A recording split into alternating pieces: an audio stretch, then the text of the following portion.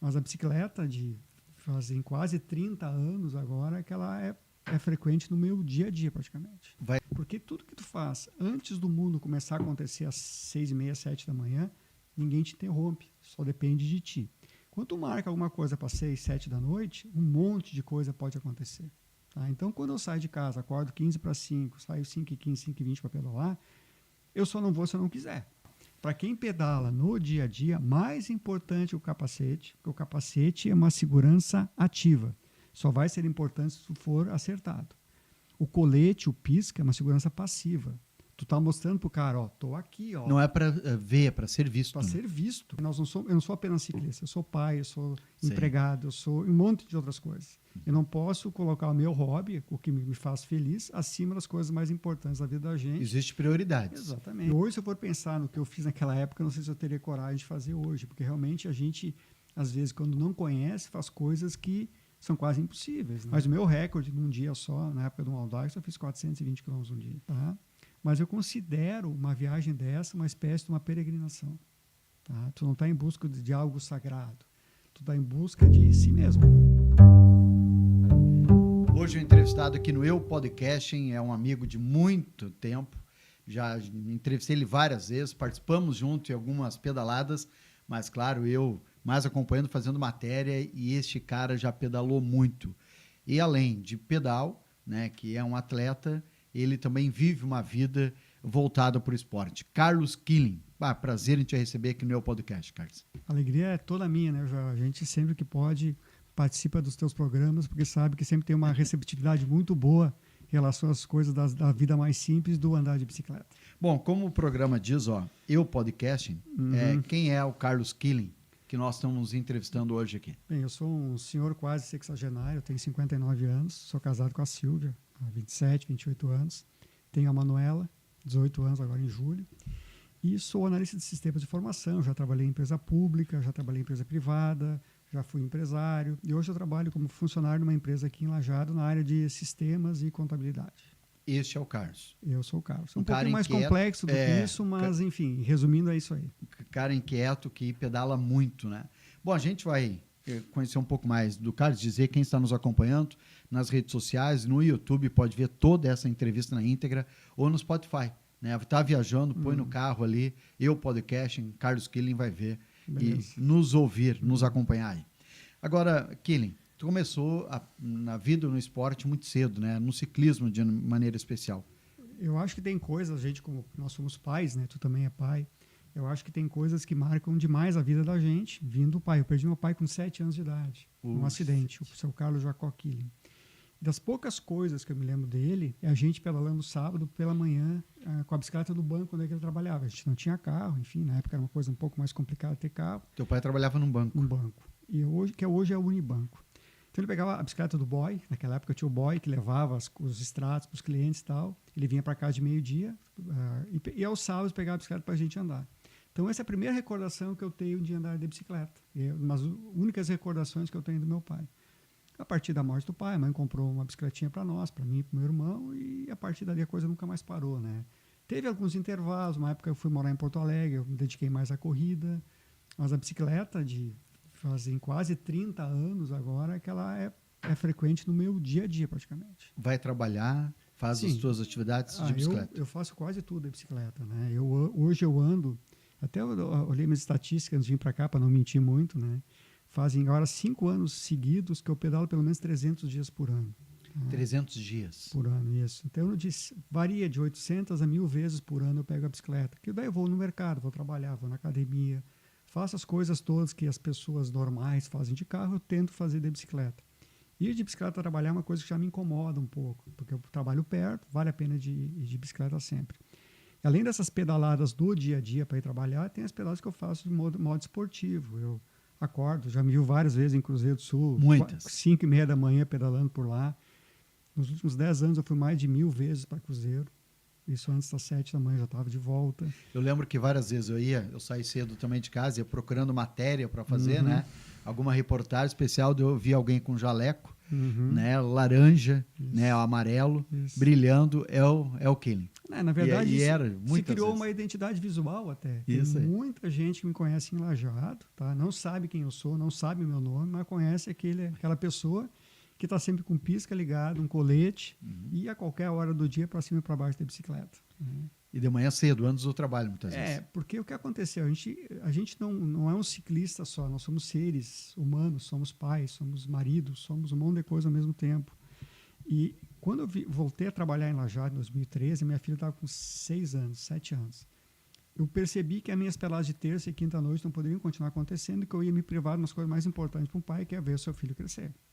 Naquele momento eu comecei a pedalar mais cedo, porque tudo que tu faz antes do mundo começar a acontecer às 6h30, 7 da manhã, ninguém te interrompe, só depende de ti. Quando tu marca alguma coisa para 6, 7 da noite, um monte de coisa pode acontecer. Tá? Então, quando eu saio de casa, acordo 15 para 5, saio 5h15, 5h20 para pedalar, eu só não vou se eu não quiser. Eu não tenho desculpa para isso. Então, assim, isso fez com que eu começasse a pedalar nesses horários um pouco mais alternativos para ter o privilégio de ver minha filha continuar a crescer. Agora, claro, já tem 18 anos, eu mantive o hábito, que é um hábito muito saudável, muito tranquilo de participar. Mas todos os dias de manhã cedo, não? Não. Eu faço, normalmente, tá? A minha obrigação, tá, é uma vez por semana acordar cedo, para manter no inverno eu escolho sempre os dias mais frios, para realmente me pôr à prova. Porque eu, como analista de sistemas que eu sou, o que acontece? A minha obrigação é fazer no mínimo 100 km por semana. É pouco, tá? Mas é todas as semanas. Só não faço isso quando eu estou doente ou quando eu estou viajando, tá?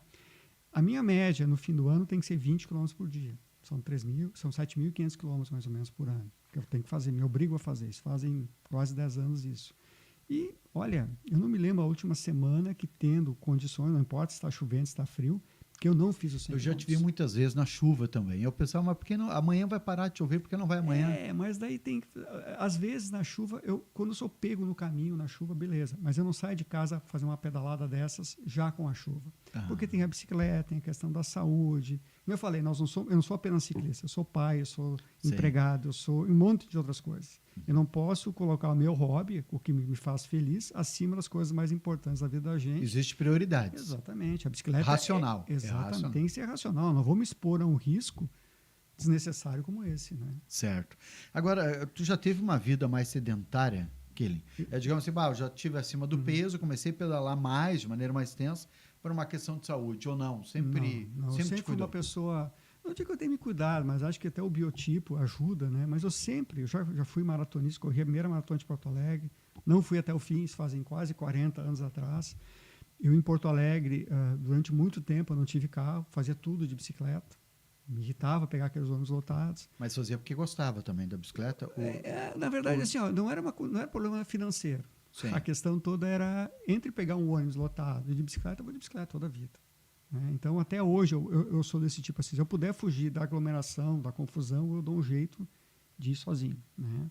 Então, assim, eu nunca fiquei uma grande fase da minha vida sem fazer nada. Daqui a pouco 2, 3, 4, 5 meses, meio ano no máximo. Mas como é uma coisa muito forte assim nas coisas que eu gosto de fazer, porque não é só físico, é principalmente mental. Então, eu preciso disso. Eu faço isso com uma questão de manter o preparo, tá? Mas de manter também a sanidade mental. Então, nunca fui uma pessoa que não deixei de fazer alguma coisa na vida. Bom, e quando foi tua primeira viagem maior de bicicleta? Ou eu sei que tu participou de muitos Audax, ajudou a organizar o Audax de Lajeado. Quando foi tua primeira viagem, assim? É que assim, acho que nem falei na vida, né? Nós somos seres mais complexos, né? Enquanto a minha esposa estava grávida, ela é médica, muitas vezes ela saía para um plantão às 7 da manhã, eu já tinha saído de bicicleta. Ela voltava às 7 da noite, eu não tinha voltado ainda. Ela grávida. Na hora que ela teve a nossa filha, Manuela, não existia uma razão plausível para mim continuar fazendo esse tipo de coisa. E foi bem a época dos Audax. Eu fiz o meu último Audax 600 10 dias antes da minha filha nascer. A partir daquele momento, deixou de ter aquela importância que tinha para mim fazer essas provas de longa distância. Então, o que eu tinha que fazer? Tinha que buscar uma outra alternativa. Então, no fim, em dezembro de 2006, quando minha esposa foi fazer um curso em Novo Hamburgo, levou a nossa filha pequena, porque ela ainda era muito pequena, tinha 6 meses só. Foi para lá, eu pensei, tá aí a chance de eu fazer uma coisa diferente, de fazer essa primeira viagem. A gente está falando de 2006, né? Uma época que nem o Orkut tinha. Eu saí daqui tinha um carrinho bem simples, fui a São Francisco de Paula. Lá eu fiz São Francisco, Jaquirana, Jaquirana, São José dos Ausentes, Ausentes, Cambará, Cambará, São Francisco. Foram 4 dias assim que para mim foram bem libertadores, sem nenhum tipo de conhecimento. Levei muito mais material que eu precisava levar, mapa de papel, perguntando para as pessoas qual é que é o caminho a seguir.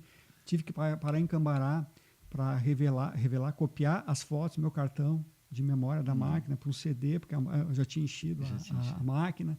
Assim, é uma coisa muito, muito precária, né? E hoje, se eu for pensar no que eu fiz naquela época, eu não sei se eu teria coragem de fazer hoje, porque realmente a gente, às vezes, quando não conhece, faz coisas que são quase impossíveis, né? Então, foi o meu início. Foi dezembro de 2006, foi a primeira viagem que eu fiz de bicicleta. E a partir dali, começou a te organizar para sempre fazer. Então, eu vou pedir, nós temos aqui, o Jonas me alcançar, o Samuel, mostrar aqui para a câmera, né, Jonas? Que é uma das viagens que ele fez. Vamos ver aqui assim. Uma das viagens que ele fez. E aí, mostra, né, várias fotos. E aí, a partir daí, fez várias viagens, né, de bicicleta. Na verdade, eu fiquei praticamente de 2006 a 2017, quase mais de 10 anos, pedalando quase que exclusivamente pelos campos de cima da serra e a região da Serra de Santa Catarina. Então, aquelas cidades, Cambará, Ausentes, Bom Jesus, Jaquirana, do lado do Rio Grande do Sul, do outro lado lá tem Urubici, tem São Joaquim, a Serra do Corvo Branco, Serra do Rio do Rastro. Todos esses lugares, já passei por eles várias vezes, né? E sempre fazendo a ligação entre Rio Grande do Sul e Santa Catarina por estradas de terra, sempre passando umas pontes que tu jurava que ia cair e tal. Então, esse processo foi até 2017, quando eu fiz uma grande viagem dali, que eu saí de Torres, desci a 101, subi os túneis, fui a Cambará, de Cambará foi até Urubici, desci a Serra do Corvo Branco e voltei a Torres. Foram 700 quilômetros numa semana. Mas a subida ali é bem íngreme, né? É difícil, mas tudo com tempo. Com o tempo tu resolve um monte de coisa na vida. Tempo não pode ter pressa. Não, pode ter pressa. Se tiver pressa, com mais de 50 anos de idade, tu vai ficar pelo caminho. Né? Mas tem hotel no caminho ali, tem pousada, como é que tu fez? Sim, tem. Tudo eu já faço um planejamento anterior, sabendo que existem lugares para parar, né? E quantos quilômetros dá para pedalar num dia, assim? Isso varia muito. Eu entro nas minhas pedaladas, o mínimo que eu já pedalei foi 45. O mínimo? E o máximo foi 180. Num dia? Mas assim, daí são condições específicas. Por que tão pouco 45? Que eu estava saindo de Ausentes, indo a Pico do Montenegro, que é o lugar mais alto do Rio Grande do Sul. Lugar fantástico, lindo, maravilhoso. Então, eu queria ir até ali. Eram 45 quilômetros e deu, beleza, tá? E por que 180? Eu saí de Urubici, desci a Serra do Corvo Branco. Quando eu cheguei na 101, cara, tinha um vento a meu favor. Empurrando a bicicleta? Empurrando. Eu pedalei das 6 da manhã às 8 da noite, assim, e não fui adiante porque o meu reflexo já não estava bom. Eu estava cansado, né? Eu dormi em Araranguá, outro dia eu segui a Torres para pegar meu carro. A ideia era parar por ali mesmo. Diz, não, a ideia era parar muito antes. Muito antes eu queria parar. Mas como estava tudo ajudando, não tinha muito movimento, o vento estava fantástico, né? Vou tocar até eu realmente achar um lugar legal para ficar, né? E então foram 180 quilômetros. Mas o meu recorde num dia só, na época do Audax, eu fiz 420 quilômetros num dia. 420? 24 horas pedalando daí, né? Mas eu não faço mais isso, né? Não tenho mais razão de fazer isso, nem preparo físico para tanto. Né? Mas é andar, hein? Andar. É muito pedalar. Mas é uma questão de foco, né? Numa certa fase da vida, parece que só aquilo importa. Sabe? Eu acho que isso é importante saber, que a vida é feita de fases. E tem fases, às vezes, que tu está precisando, de uma certa forma, compensar outras coisas, tu se dedica a alguma coisa que seja, pelo menos, saudável. Não vai se dedicar a beber, a fumar, não. Se tu tem que pegar uma noia por alguma coisa, que seja por alguma coisa que te acrescente algo. Saudável. Então, exatamente, tem que ser saudável. Eu acho que eu te entendo. Quando a gente fez a expedição Rio Taquari, eu e esses dois, e mais o Orlando, e no último dia, eram 6 dias descendo o Rio Taquari, no último dia, vento contra, ondas de 1 metro, assim, e eu olhava para trás, estava o Samuel, meu filho, batendo o remo na água, não ia mais, o Orlando muito cansado.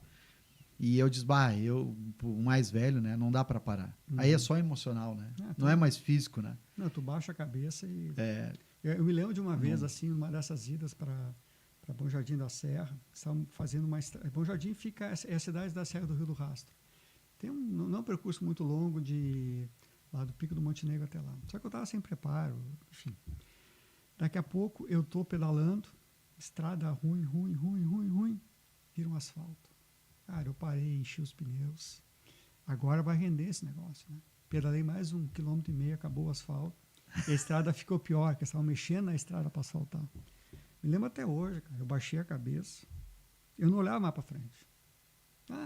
Eu só pedalava. De vez em quando, para não sair da estrada, eu olhava de novo. Aonde que ia dar aquela estrada? Porque tu não tem... Tu tem que seguir. Não existe plano B. Tu tem que seguir adiante. Isso aí. Se tu parar, é pior. Desistir não existe. Nada é mais devagar do que ficar parado.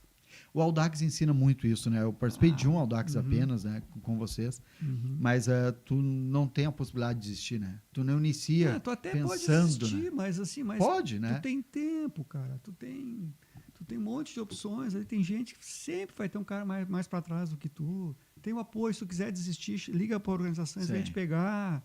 Cara, não perde Mas a a grande chance. maioria não desiste, né? Mesmo as provas mais difíceis tinha mais de 90% de taxa de conclusão. O pessoal vai no limite, passa do limite. Porque é uma coisa pessoal, né? É tu contigo mesmo, e né? assim, O desafio. depois de 4, 5 horas na estrada, seja num Audax, seja numa viagem desse tipo que eu faço, tu vira bicho. Tu não enxerga outra coisa. A gente brinca, vira biodigestor. Cara, o que cair, tu come. Tu não lava mais a mão, tu segue adiante. Porque parece que o mundo ele vai afunilando e só sobrou aquilo. Na Patagônia agora eu eu peguei um período ruim lá, peguei 4 dias direto de chuva. Desse aqui? Não, essa aqui é 2022, a de 2023. Eu cheguei no lugar, eu fiquei 4 noites no mesmo lugar. Não tive como seguir adiante, choveu tanto. Chuva? Chuva. No 4º dia de manhã, eu resolvi seguir com chuva. Daqui a pouco, porque não podia mais ficar parado. Daqui a pouco o céu começou a abrir e foi como se tivesse aberto um portal para mim. E dali em diante foi absolutamente fantástico. Então, desistir é muito fácil. Tá? É muito fácil. Pega um ônibus, volta. Pega um ônibus, vai para frente. Entende? E não tem que provar nada para ninguém, né? Tu e volta. Eu acho assim, a questão até... Eu coloquei escrevi um pouco a respeito. Eu não sou uma pessoa religiosa, tá? Mas eu considero uma viagem dessa uma espécie de uma peregrinação. Tá? Tu não está em busca de algo sagrado. Tu está em busca de si mesmo. Tá? Porque aqui na cidade, cercado de pessoas que a gente conhece, enfim, tu tem uma certa postura, tu tem que ter, tá? Se apertar, alguém te ajuda, todo mundo te conhece. Agora, quando tu vai para um lugar desses, distante, o que acaba acontecendo? Tu é o que tu é. Tu é um suco de laranja. Vão te espremer. O que vai sair de uma laranja? Suco de laranja. O que vai sair do Joel? Suco de Joel. Não importa o que tu tem ao teu redor. Tu vai mostrar de fato quem tu é. Para os outros e para si mesmo. E às vezes a gente se decepciona, né? Com a nossa própria essência. A gente acha que é alguma coisa e não é. Eu me lembro, eu chegando num lugar chamado Vila Santa Lúcia, depois de 75 quilômetros para Pelotas a partir de Chaitén. Isso aonde? Isso na Patagônia chilena, na minha última viagem em dezembro de 2023. Mas não foi de bicicleta até lá, foi de... Não, fui de avião até Puerto Montt. E Puerto Montt eu fiz 600 quilômetros ao sul, até Coyhaique, pela metade norte da carretera austral. Carretera austral, que o pessoal faz muito de moto. Gosto dessa. Isso, o pessoal, eu até contei para eles esses dias que eu fui de bicicleta fazer a carreteira, os caras caem para trás. Mas ano que vem o projeto é fazer toda a carreteira, né? São quantos quilômetros toda? São 1.250. Eu quero fazer cerca de 1.500, que eu quero sair um pouco da carreteira, conhecer outros lugares e tal. Mas estamos chegando em Vila Santa Lúcia, um lugar de 300 habitantes, é uma vila, efetivamente. Porque é longe de tudo, né? Por isso que é uma vila. Eu me considerava daquele momento um aventureiro, um cara, né, forte. À minha esquerda tinha um camping, 30, 40 reais para dormir. Eu olhei para aquele camping meio chovendo, olhei para aquele banheiro, e à direita tinha uma cabana para alugar. Adivinha se eu não fui para a cabana? Foi para a cabana? Fui para a cabana. O aventureiro arregou e foi para a cabana. Então, assim, a gente acaba nessas situações se conhecendo muito bem. Aquelas coisas que tu diz por educação, que tu diz por conveniência social. Quando tu é colocado sob pressão, quando te espremem, tu diz o que tu fala, tu se expressa da maneira como efetivamente tu é. Fala o seguinte, alguém colide contigo no trânsito. Cara, tu tem que cuidar do que tu vai dizer. Se tu botar para fora o que tu pensa, sem todas as travas sociais que existem, tu pode se incomodar feio, né? Se incomodar bastante. Por isso que os esportes é usado muito, e algumas empresas utilizam o esporte coletivo, por simples brincadeiras, às vezes, mas existe a provocação, para ver quem tu é. Porque numa empresa também tem muito, né? Tem uma postura, mas quando tu está competindo, sua opressão é outra coisa. Vou mostrar uma foto aqui, para quem está nos acompanhando, nos vendo pelo Facebook ou no YouTube, como é que é essa situação. Que essa foto é a minha primeira foto no Chile, em novembro de 2022. Essa foto tem um significado muito importante para mim, porque foi a primeira vez que eu saí do Brasil assim tão longe para pedalar. Eu acordei às 6 da manhã do dia em Lajeado e quando peguei essa bicicleta no outro dia, meio-dia do outro dia, ou seja, 30 horas depois, eu não tinha dormido ainda. Nessa foto aí eu estava 36 horas acordado. Tá? Então, assim, Mas mim, por que não tinha dormido? Ansioso com a viagem? Não, mas assim, daí tu vai para o aeroporto. Tá? Tem a sala VIP, não sei. Cara, eu não consigo dormir. Tá. Eu sou muito chato. Cara. Não, eu deito, eu durmo até em pé. Eu sou muito chato. E ronco ainda, diz, o problema é de assim, vocês. Então, assim, eu peguei essa bicicleta, eu tava... É verdade, né, Jonas? Jonas sabe, já que é um pouco comigo, Samuel. Eu estava, então, 30 horas acordado quando peguei essa bicicleta. O raciocínio já não era o mesmo, sabe? Aqui atrás tem o Lago Lankiwi, que é um lago maravilhoso. Eu circulei todo ele. Eu circulei todo ele de bicicleta, tá? E lá no fundo, aquela pontinha branca, lá é o vulcão Osorno, que eu tive a oportunidade depois de subir de carro, né? Então, assim, é um lugar absolutamente fantástico, né? Não tem... É que nem eu brinquei antes, até eu fiquei bonito nessa foto. Não, ficou legal. Então, baita foto. Mas nessa que tu fez quantos quilômetros? Essa foram uns quase 400. É que, como eu não sabia, não conhecia nada de lá, não tinha nenhuma referência, a única referência que eu tinha, eu tenho que fazer um agradecimento ao dentista em Estrela, Cláudio Schneider, que pedala com a gente e tal, que me deu umas dicas muito, muito, muito legais, tá? Mas aí tu chega no lugar onde é que tu acha que domina a língua. Não domina, não é portunhol. Os caras falam espanhol na corrida. E nesse dia, um pouco antes dessa foto, eu tinha resolvido um problema no bagageiro da bicicleta. O cara montou a bicicleta de mau humor para mim, esqueceu de botar 2 parafusos no bagageiro. Então, eu, sem saber a língua, tá acordado há mais de 30 horas, tive que achar uma mecânica com o meu espanhol arcaico para tentar resolver mais o problema mímica mecânico. do que aqui, ó, parafuso. Mas daí que tá, eu sempre digo, a gente, numa situação de crise, nós agimos de um jeito diferente. Parei 2 ciclistas na rua. Vem cá, por favor, tiendo num problema. Não, já me ajudaram a resolver o problema. Ajudaram, claro, porque assim, mas a gente, eu principalmente como alemão que sou, pedir ajuda é difícil, cara. Fechado. Mas tu se coloca em algumas circunstâncias, às vezes nessas viagens, que não existe outra alternativa a não ser pedir ajuda. Tanto o ir sozinho me obriga a ter um comportamento um pouco mais social do que eu tenho normalmente. Por quê? Não vou ficar 2 semanas falando só comigo. Não vai dar mas certo. tu pensa muito, né? Quem pedala... hoje vou voltar a fazer natação, depois de 20 anos. Né? Usa as boias, né, no bracinho. Tá bem engraçadinha. Corta isso aí, não.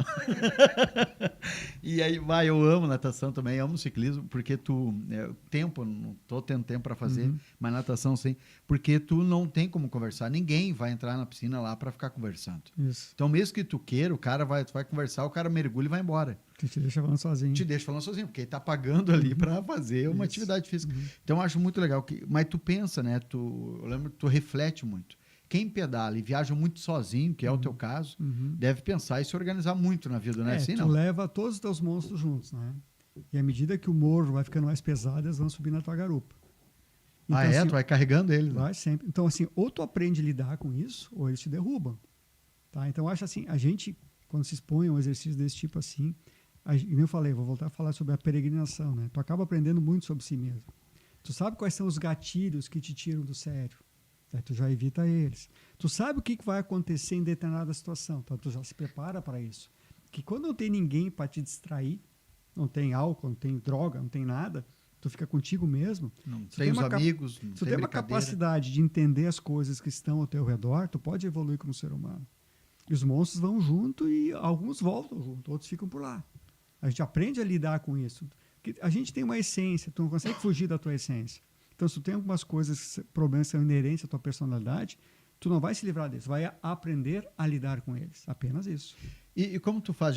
Passou por problema de furar pneu, quebrar bicicleta, ser atropelado? Aconteceu alguma coisa nesse? Até porque para onde tu já foi para Uruguai, Chile, Uruguai pedalando, né? Eu te acompanhei, escrevia bastante também. Passou por um problema desse, não? Eu acho que o planejamento e a organização, elas são fundamentais, tá? Como a gente comentou antes de entrar no ar aqui. Quais são os problemas, por exemplo, que tem no Chile, na carretera austral, sul do Chile? O problema lá, potencial, é o clima. Como é que eu não posso brigar com o clima, não posso brigar com a natureza? Não vai adiantar nada. O que eu posso fazer? É tentar duas coisas. Me vestir melhor, ou seja, ter uma roupa mais adequada para aquele negócio lá embaixo, e ter dias disponíveis. E a roupa adequada não é que nem... Eu lembro quando eu comecei a fazer o Audax com vocês, e aí eu tava com uma jaquetinha fechada, daí o Bagatini, né, que pedala demais, Bagatini, Ogro. Né, e aí o Bagatini tira, foi ele ou foi tu, não lembro quem foi, tira a jaqueta, eu disse, não, mas eu vou passar frio. Não, tu tá suando e pegando o vento frio, vai ficar gripado. Isso. Né? Ou seja, tem que ter o mínimo de conhecimento. Né? Tem que ter esse conhecimento, tem jaquetas que são respiráveis, mais ou menos respiráveis, calças no mesmo sentido, então tu tem que ter um mínimo de conhecimento, que eu falei, nesse caso, do perigo potencial ao clima, tu tem que ter roupa e tem que ter tempo. A roupa para se proteger e o tempo para poder ficar parado esperando o clima melhorar. Então, são coisas que tu vai lá. Então, esse tipo de pensamento faz com que os problemas não aconteçam, ou diminuam. Por exemplo, agora em dezembro de 2023, organizei tudo, aluguei a bicicleta, que eu não levo a bicicleta para lá. Agora, a próxima eu vou ter que levar, que vai ser muito tempo, vai ficar muito caro o aluguel. Eu cheguei na frente da loja onde é que eu aluguei a bicicleta, os caras tinham esquecido de mim. A loja estava fechada, não tinha ninguém. E a loja abria segunda-feira de novo. Como é que resolve isso? Né? Não, vai para a rede social, não adianta xingar, tu tá na casa dos caras. Tu tem que enfiar o rabo no meio das pernas. Não, beleza, tá tudo certo. Né? Essas 3 horas de atraso, no caso foram 2. Não vão prejudicar a minha viagem. Sim. Tu tá na mão dos caras. Tu tá pegando a bicicleta que é deles para pedalar no meio do barro, não sei. Cara, então eu tenho que estar do lado deles, eu não posso ficar brigando com os caras. Então, eu fiquei na Patagônia 13 dias. Se eu disser o número de 1 a 3, eu posso contar o problema de cada dia que eu tive. Todo dia tem um problema. Todos os dias. Porque tu tá fora de casa. Mas não é tu pedalar rindo, olha que viagem bonita, tira uma foto na selfie, assim, posta nas redes sociais. É que assim, tem hoje vários tipos de cicloviajantes, tá? Eu sou o cara que gosta de viajar poucos dias sozinho. Mas tem outro tipo que eu acho muito legal, eu acho que tem que ter mesmo, são aquelas viagens organizadas. Tá? Ou seja, o Joel quer ir para a Patagônia, ele contrata um pacote, aluga a bicicleta, pedala só pedala, todas as tuas coisas estão num caminhãozinho que vai junto, furou o pneu, alguém te conserta. Alguma coisa contra? Nada, cara. Tudo a favor. Tu não tem o tempo que eu tenho, tu não tem a dedicação que eu tenho. Vai lá e aproveita a tua vida. Ou o conhecimento. Só que para mim isso não serve.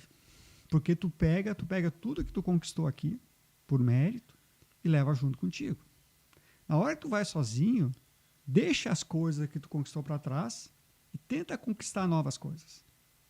Sabe? Tenta ser um pouco mais comunicativo do que eu sempre fui. Eu me obrigo a me comunicar. Eu, no dia a dia, sou uma pessoa meio fechada e tal. Cara, eu tenho que pedir comida.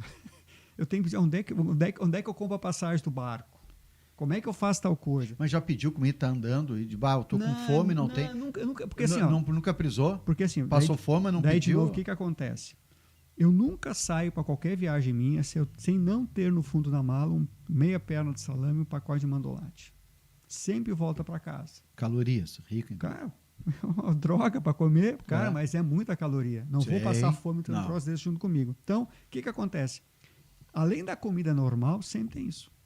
Tá? Então, eu nunca precisei pedir nada para ninguém. Mas é importante tu chegar no lugar. Dá um exemplo, Chaitén. Chaitén, em 2008, teve uma erupção vulcânica do lado da cidade, essa erupção ela veio até o Oceano Atlântico. Nós estamos falando do Pacífico, lá no Chile. Parou os aviões por uns dias na América do Sul e tal. Chegar numa cidade que nem Chaitén e conversar com a pessoa, como é que foi em 2008? Então, o cara me conta assim, essa Chaitén que tem aqui não é a mesma de 2008. Porque em 2008 deu 8 metros de cinza vulcânica, teve que ser feita uma cidade nova. Então, quando tu vai pedir a comunicação, eu gosto de história, gosto de geografia, gosto de um monte de coisa. Aprender. Tu tá ali aprendendo com a pessoa que viveu.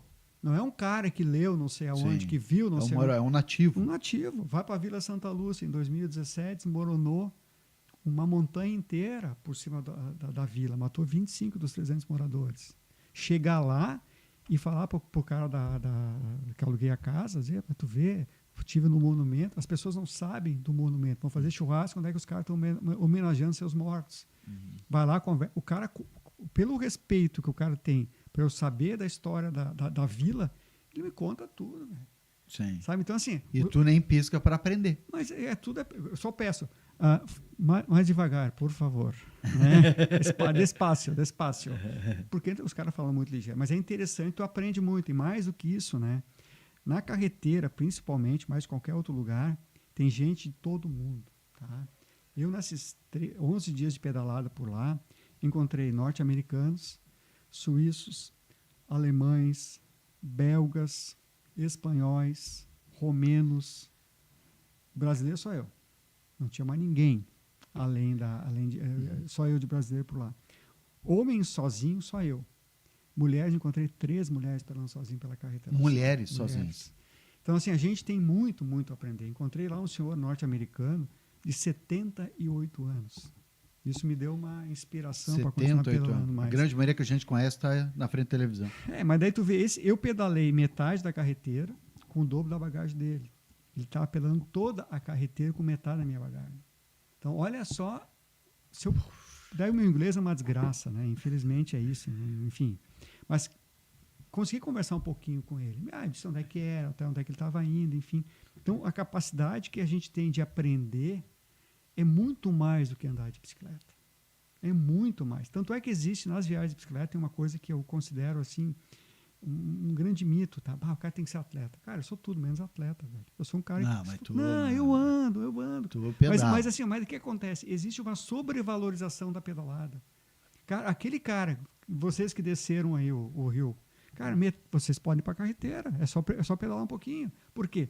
Sabe se virar, sabe pegar uma cebola, um alho, mas não sei o que, fazer uma janta, dorme em qualquer lugar, enfrenta um monte de coisa. Faz necessidade em qualquer lugar. É isso aí. Mas é assim que funciona. Porque o que acontece? Né? A bicicleta é o complemento disso tudo. Só fala teu preparo físico. O resto quer se expor, quer ir para o lugar que tu não tem como sair. É isso? Mas nós falamos assim, o mental é mais importante que o físico. Né? Porque o mental que te derruba, né? A saudade, a preocupação, às vezes as coisas que deixou e não foi bem alinhado, aí a preocupação tu carrega junto. Para uma viagem dessa, tá tudo muito bem alinhado, né? Antes, né? Porque assim, a pedalada, falar de novo dos dias que eu fiquei parado com chuva.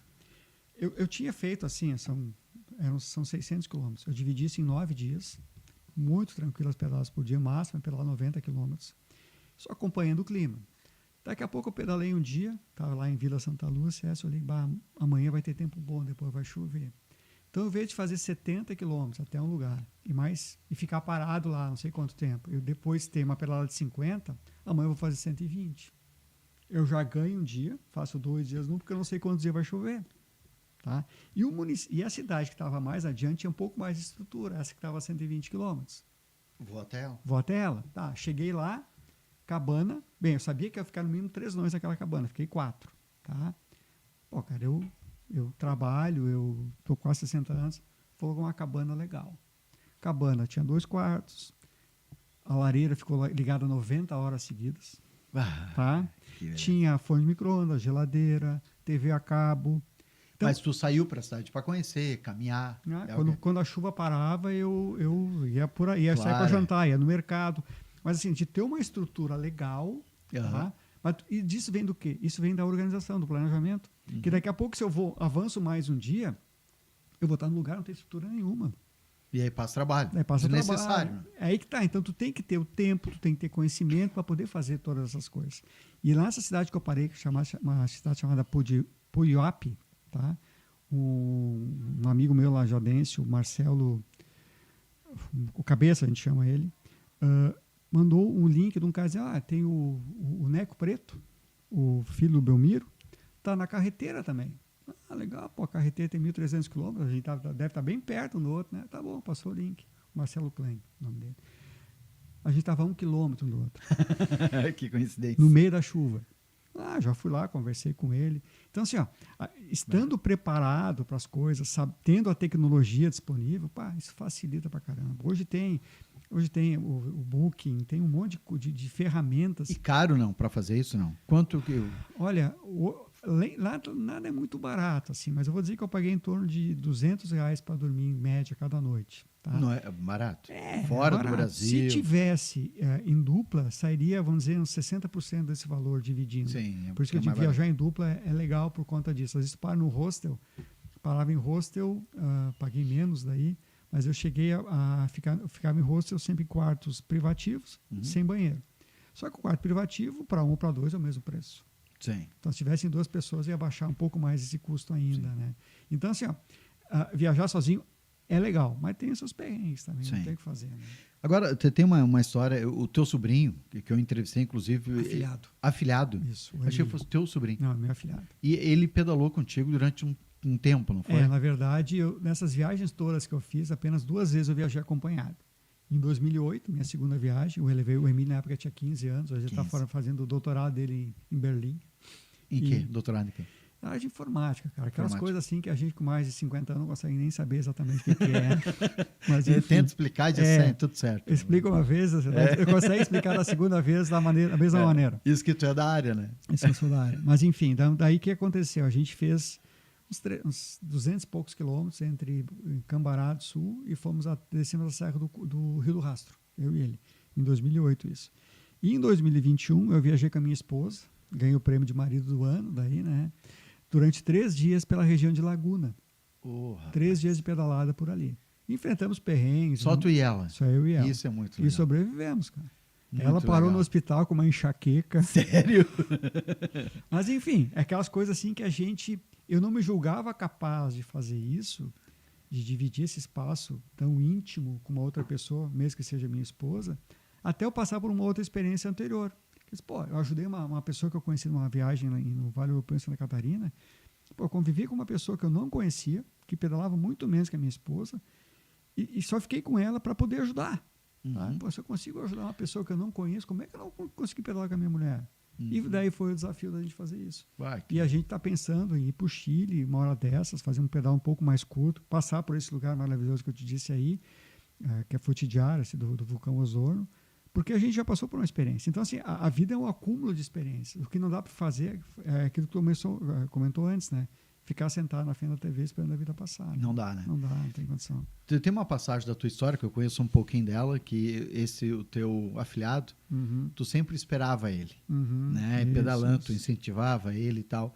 E aí teve uma mudança de chave. Nessa viagem. Foi nessa viagem isso. Em que tu te emocionou porque aconteceu algo especial. Não, foi a vez que ele deve me esperar. Ou seja, é o ciclo da vida se demonstrando na nossa frente. Ou seja, aquela coisa de a vida inteira, desde 2, 3 anos de idade. O Dindo era o cara, né? Daí começou a pedalar. E o Dindo te espera. O Dindo na frente, não sei o quê. Vamos, Emílio, vamos. Vai dar. Vai dar. Até que chegou nessa viagem, Emílio, segura aí, velho. Sério aí? Segura aí que eu... Porque assim, morro abaixo ele ia se matar. Porque com 15 anos de idade a cabeça não ia ajudar. Morro acima ele ia me matar. Porque eu não conseguia acompanhar ele. Então é o seguinte, velho, fica atrás de mim que morro acima eu não infarto, morro abaixo não te mata. Então é o ciclo da vida, a gente sabe disso. Eu lembro que tu falou que parou assim, pensou disso, deu a inversão da chave. É isso aí, a chave... E aí a gente... por exemplo, assim, envelhecendo. A minha filha de 18 anos, né, até uns 2 anos atrás, eu fazia... A gente mora perto do Parque dos Dick. Filha, pega! Sempre ganhei dela, né? Até que uns 2 anos atrás eu ganhei dela assim no Photoshop, sabe? Né? Botei o peito na frente e ganhei. Nunca mais desafiei ela. A próxima eu vou perder. É certo que vai perder. Vou perder, óbvio que vou perder. Se eu não me lesionar no caminho, na corrida de 20 metros. Então, acho que a questão de se expor mais, de tudo ficar mais de frente com a vida, se expondo, eu acho que é muito legal. Os aprendizados são fantásticos. E sem tanto tabu, sem tanto querer mudar, né? Ou seja, somos isso. O Killing é esse que a gente está vendo. Exato. Cheio de qualidades, também defeitos. Os defeitos, né? Os e às vezes não são nem defeitos e qualidades, são características, né? Daqui a pouco uma característica tua me agrada, outra me desagrada. A questão toda é a gente lidar com a questão do caráter, né? Ou seja, as tuas atitudes, mesmo que me desagradem, são atitudes do ponto de vista ético, ok? Ou tu tá tentando passar a perna toda hora? Sim. Sabe, eu Sim. acho que é isso. Eu sempre brinco com a minha esposa que o fato da gente ter criado uma pessoa de um caráter legal vale tudo. O que vai ser daí para frente, eu não sei. Agora, se vai crescer já não dando golpe em ninguém, sendo uma pessoa correta e justa, é isso que a gente precisa, né? Bom, o que mudou no Kaylin desde que começou a andar de bicicleta, a viajar muito sozinho, né? Muito sozinho. Te tornou uma pessoa melhor? Não? Recomenda isso para quem está nos ouvindo no podcast, para quem está nos assistindo nesse momento? Não? Eu acho assim, vai começar, né? Eu pedalo todos os dias. Eu acho que quem pedala todos os dias, mesmo que não queira, já tomou outras decisões acerca da sua vida. Quem pedala todo dia não pode ser uma pessoa vaidosa. Tu tá sempre fedorento, suado, tu pega a chuva, tu chega nos lugares, chegou mais um pobre, como se pobre fosse ser defeito, né? Então, o andar de bicicleta te expõe às vezes até o próprio trânsito, né? Tu tem que saber lidar com essas coisas. Tu tem que sair, parece uma tartaruga ninja, de capacete, colete refletivo, pisca na frente. Tanto é que eu nunca me acidentei dentro da cidade por conta disso. Nunca. As pessoas de longe te veem. Me veem. Então, assim, o andar de bicicleta no dia a dia nos deixa um pouco mais exposto e nos torna uma pessoa um pouco mais simples, tá? O viajar mostra para ti efetivamente quem tu é.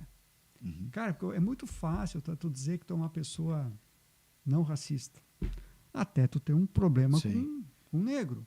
Ali é que vai te mostrar quem tu é. O teu discurso é válido ou não é válido? E quando tu vai pra rua, não, eu sou um cara.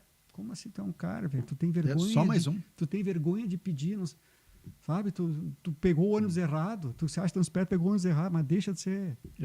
Então eu acho que é uma coisa que não sei se todas as pessoas estão preparadas, mas para conhecer quem efetivamente elas são. Porque a gente vive num mundo assim, eu considero muito falso, né? Tem de gente aí que, bem, eu andei com o mesmo carro 13 anos. Poderia ter um carro melhor, mas eu não acho necessário. Minha mulher está com o carro dela, o mesmo carro há quase 8 anos. É inadmissível para muita gente isso. Mas o cara nunca foi para Cambará. Eu acho inadmissível nunca ter ido para Cambará. Então, se tu acha que é importante outras coisas, ou seja, seja feliz com as tuas escolhas, tá? Mas não precisa empurrar elas para ninguém. Isso. As tuas vaidades são tuas, né? Não minhas, né? Vai do teu jeito. Eu não vou brigar contigo porque nós somos diferentes. E tu falou sobre a segurança, como é importante o capacete, o colete e tal. O Samuel veio de bicicleta hoje. Vamos fazer ao vivo aqui, Fernando. Tu veio de capacete, não? Sem capacete. Não pode, né? Não deveria, né? Com 17 anos, será? Assim, na escala de prioridades, assim, eu acho mais importante tu ser uma pessoa vista. As pessoas têm que Não, ele veio bem, tá de preto, veio sem capacete. Tem que te enxergar, velho. Não tem outro jeito.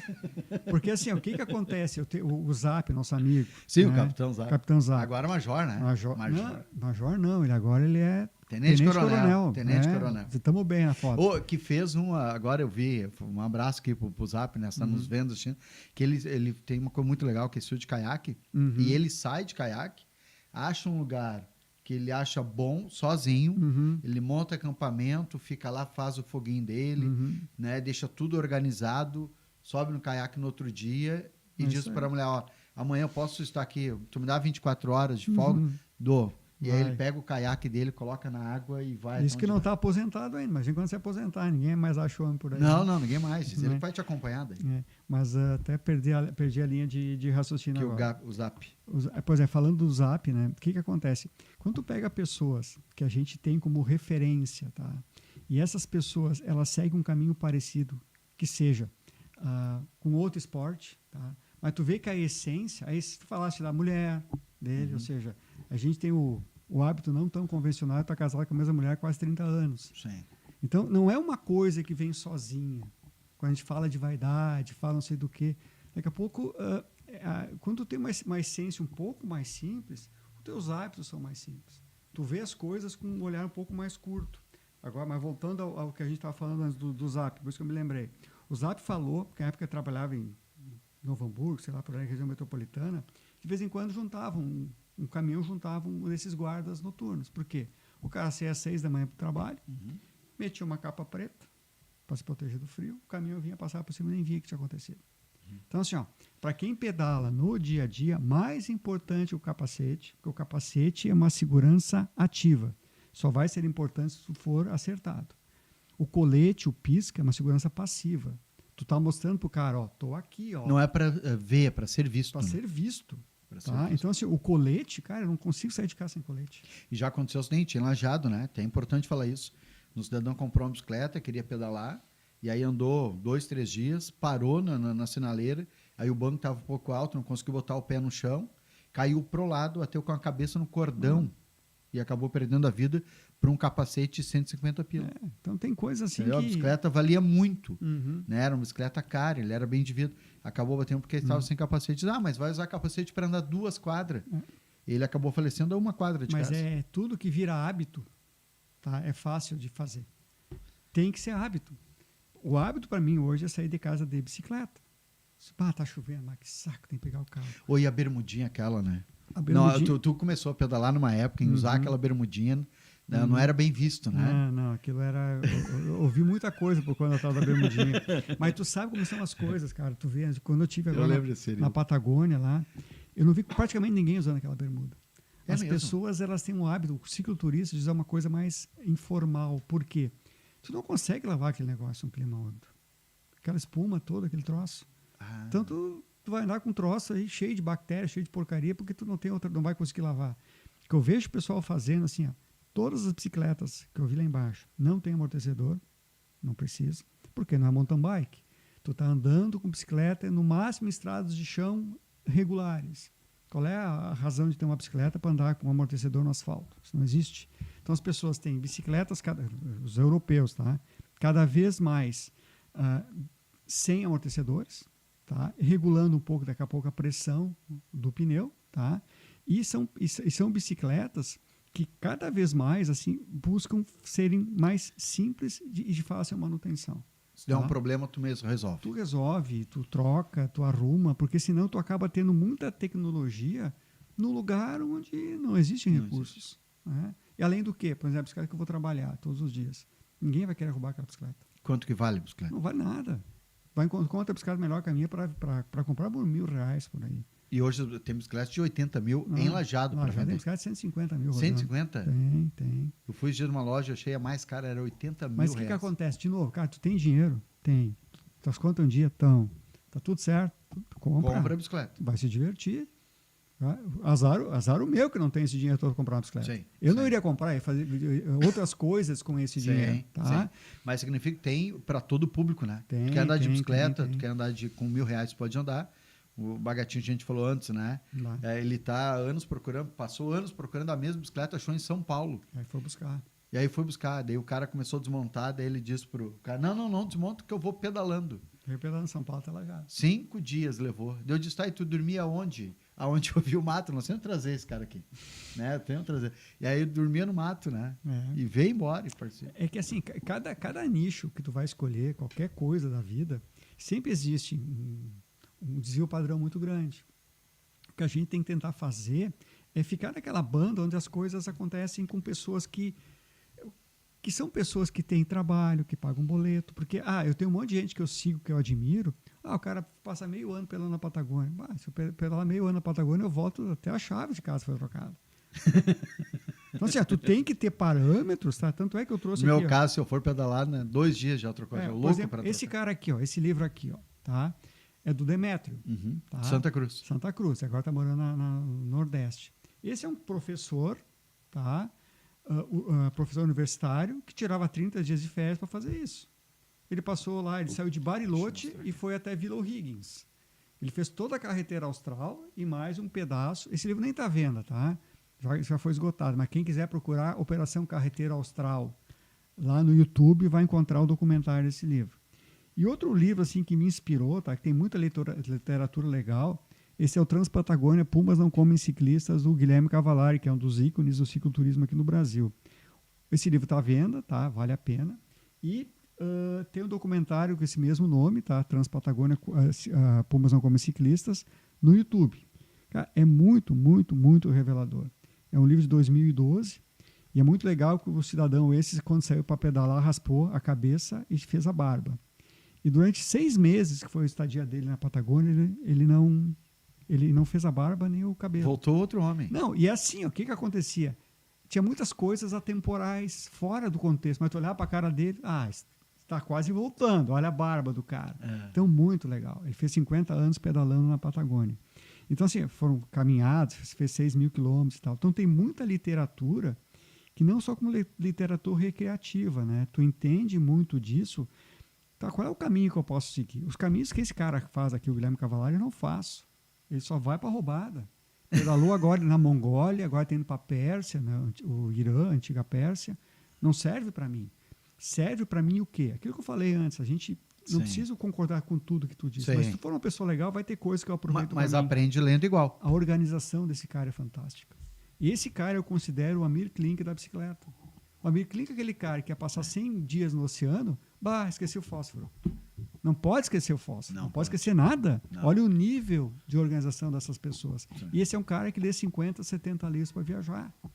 Ele chega lá, ele sabe às vezes mais coisas que a pessoa da própria cidade, tanto que ele leu. Então são referências saudáveis, muito mais que andar de bicicleta. Isso aqui é história, geografia, um monte de outras coisas. Organização, planejamento, roteiros de vida.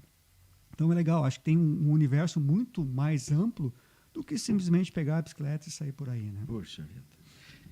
Killing, obrigado, viu, pela participação. Mais uma oportunidade para falar comigo. Não, foi fantástico. Uma aula não só de ciclismo, né? A gente falou sobre vida, sobre bem-estar. Família, acho, né? tudo. Família, né? Isso aí.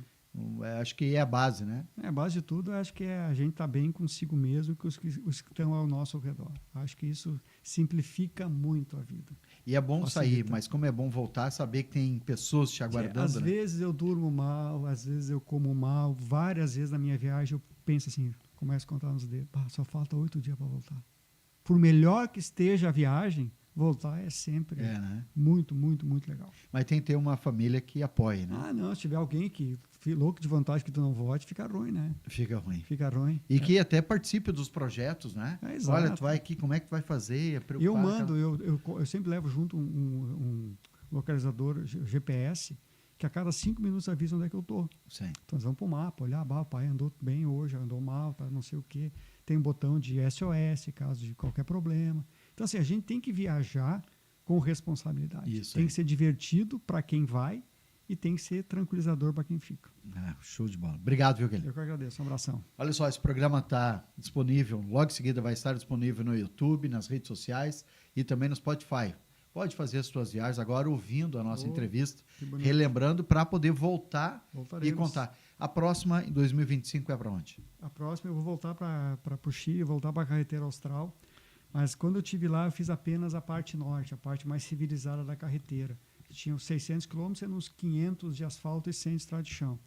Agora eu quero fazer toda ela. A parte sul deve ter 200 de asfalto e pelo menos 400 de estrada de chão. Vai fazer também. Muito menos estrutura. Então a ideia é ir até Vila O'Higgins, onde é que a carretera termina. Eu volto 100 quilômetros, pego um barco, 2 dias de barco, vou até Puerto Natales, onde é que eu consigo um voo para voltar para o Brasil. Poxa, depois conta aqui a história. Com certeza, um abração. Voltaremos. Portanto, Carlos Killing falando a respeito, né, toda essa história de vida e sobre ciclismo, mas também sobre vida, né, sobre aprendizado que a gente teve tanto aqui de conhecermos a nós mesmos. Hoje ficamos por aqui com o podcast. Na semana que vem, mais um entrevistado. Quem será que vai sentar nessa cadeira e contar a sua história para nós? Na semana que vem.